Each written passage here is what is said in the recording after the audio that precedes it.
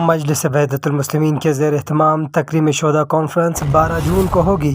Conference میں خود مختار پاکستان میں شہداء کا کردار، گلگت بلتستان کی آئینی حیثیت، اسٹیٹ سبجیکٹ رول اور زمینوں کا تحفظ، گلگت بلتستان میں سبسڈی کی بحالی جیسے اہم ایشوز پر بات کی جائے گی۔ مزید تفصیلات بتا رہے ہیں مجلس وحدت المسلمین کے سیکرٹری یوتھ محمد ابراہیم آزاد۔ شہداء کانفرنس یعنی 12 جون بوقت 2 بجے دن یادگار شہداء پر منعقد کی جا رہی ہے۔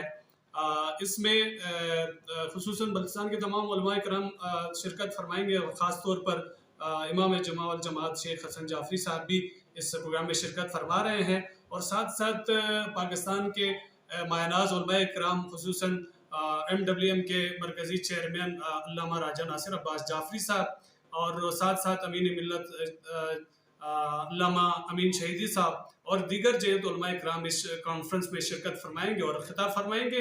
عظمت شہداء کانفرنس میں شہداء سے عقیدت کا اظہار بھی کریں گے، اور ساتھ ساتھ بلتستان کے بہت سارے ایشوز ہیں ان کے حوالے سے بھی، اور خصوصاً بلتستان کے جو محرومیاں ہیں ان کے حوالے سے بھی جو ہے وہاں پہ گفتگو کی جائے گی۔